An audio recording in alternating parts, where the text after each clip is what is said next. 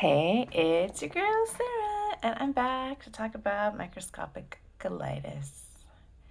I look forward to the day when my only videos on this channel are about bar, but am where I am today. So, wanted to give you two updates on the new medication that I'm taking and the diet. Actually, three updates, and then all the new stuff that's coming up. So, first of all, I can tell you I actually know what medication I'm taking now. This is, oh, it's got my address on it. That's not good. It's hyoscyamine. And hyoscyamine is a medication given to people with IBS.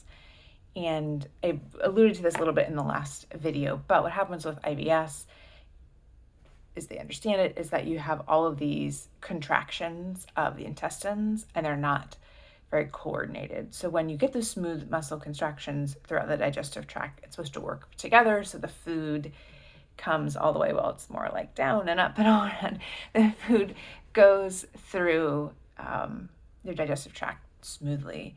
And so they have different theories on why this is, but it doesn't work well, especially with people who have IBS. So that means the food's not moving through in the right way, too fast, too slow, irregularly, painfully, I can tell you, very painfully.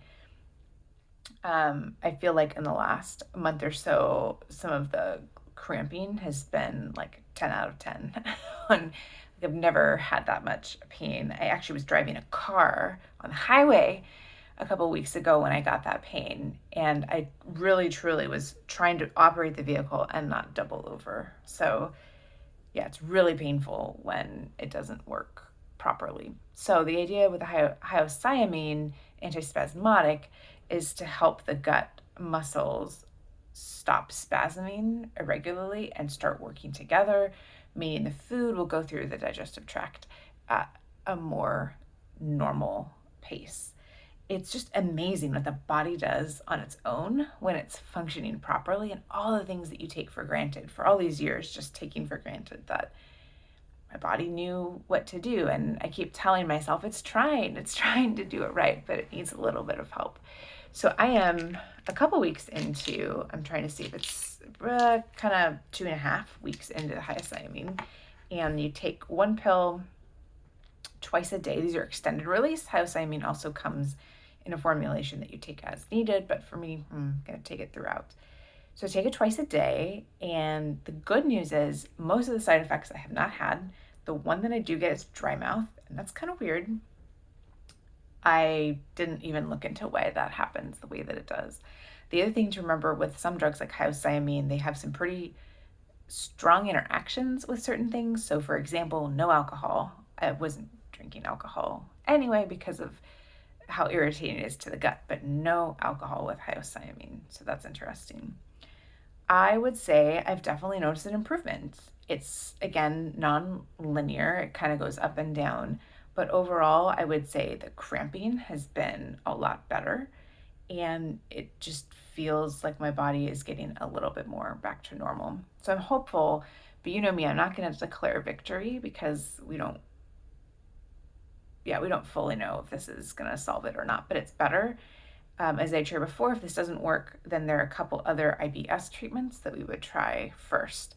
But I'm going to stick with this, and I am seeing positive signs. So Dr. B, I'm thankful that he was able to pivot and say, okay, maybe it's not just microscopic colitis. So that question is up in the open, out in the open, still open, still open right now. I don't know if I have both, or I just have IBS or just microscopic colitis.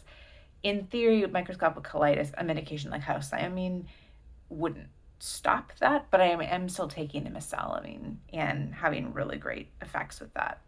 Related to that, something that my husband alerted me to that would be really good for you if you're on a medication like this is to understand a little bit more about generics and the place that they play in medication, especially in the US. So if you're not aware, they're name brand medications. That formulation is patented, and the company is allowed to keep that to themselves for a certain number of years. I think it's 20. So for example, one of the pills I take for my anxiety, that is still patent owned. So it's that company is allowed to continue to market that, and they're the only ones allowed to market that. A big part of that is that helps them recoup the cost in developing. So for an average medication, it's about $1 billion in R&D, and that wraps in a lot of medications that the company might have tried to create that didn't work. As you can see, I'm not anti-pharma. I'm very thankful that there are great folks out there who are trying to provide relief to people who are struggling with their health. And this experience has helped me think about it in a more integrated way. But I am very happy to have medications like this that I can take. Once the medication gets past that point, then it goes to generics. And there's a really good thing about generics, which is that they become more affordable. So there's can be more access to them depending on your insurance. You can get it for cheaper. If you don't have insurance, new medications might become available to you cost wise. The challenge is that many of the medications that are generic are not manufactured in the USA. And so the inspection rate by the FDA is there. These places are inspected much less often. My husband had asked me, how often do you think a drug manufacturing plant should be inspected? And I said, oh, maybe every month or so, but randomly, so they don't know. And he had said for some of the overseas factories, it's every 10 years. And the factory knows in advance when the FDA inspectors are coming. All this to say, a lot of the drug recalls are from generics.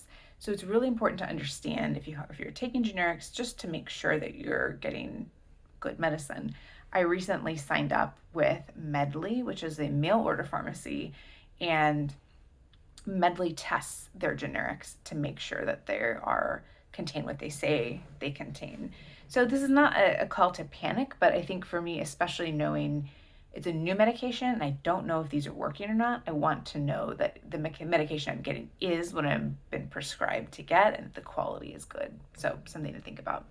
And Medley and other pharmacies like them, you can look online, will test the different drugs that they ship to you to make sure that you're getting what you say you're getting. So sticking with the hyoscyamine, second update is that I am coming up on 4 weeks of the SIBO-specific diet. I am going to make it. It's crazy.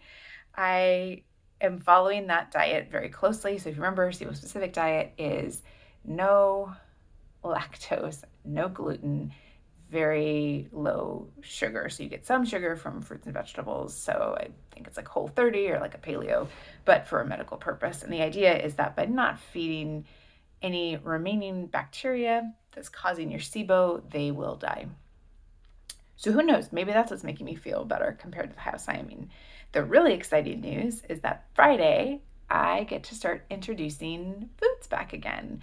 I have never been so excited to eat a potato. That's the first thing on my list. Those cute little potatoes, that you put on a sheet pan and you roast. Ah, I'm so excited. Sweet potatoes, more root vegetables. It has been tough.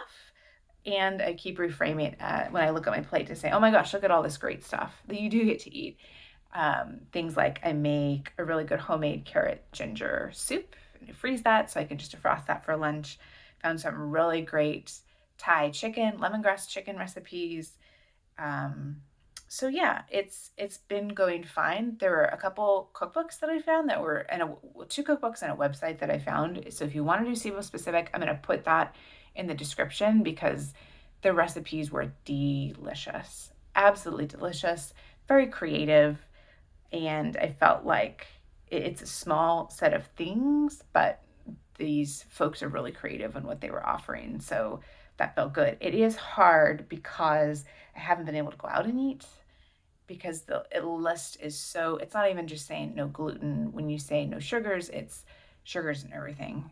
So just being able to say like, am I supposed to eat that bacon or is that brown sugar cured, right? I don't want to be that person. So I'm really excited because that phase is ending and it's good because the company that I work for, we're starting to go back into work and I was worried about, well, what am I going to eat?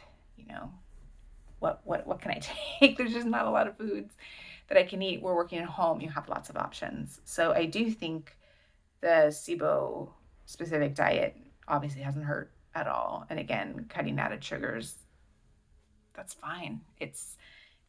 I will say to you all, I have never been on a diet. other than following a low FODMAP and now this one. I don't believe in dieting. I believe that anything in moderation, much more of an intuitive eater naturally, because I know my tendencies. I could go towards orthorexia if I'm not careful. And so it's really hard because you start with the SIBO specific diet, you think about foods as safe. Oh, this is a safe food. This is going to make me feel fine. When in fact, there are tons of foods that aren't on the SIBO specific diet that are great for your body. So it's a really, to me, I feel like a lot of mental work starting to add foods back in and to say like, yeah, these are all great foods. We don't need to be demonizing the potato or rice or any of these things. They all can be part of a healthy diet. So I'm really excited to eat potatoes. My little roast potatoes on Friday. It's going to be really cool. And then added from there, things like oats, things like seeds, things like broader ranges of nuts, and then things like gluten and regular white sugar. Those come a lot later.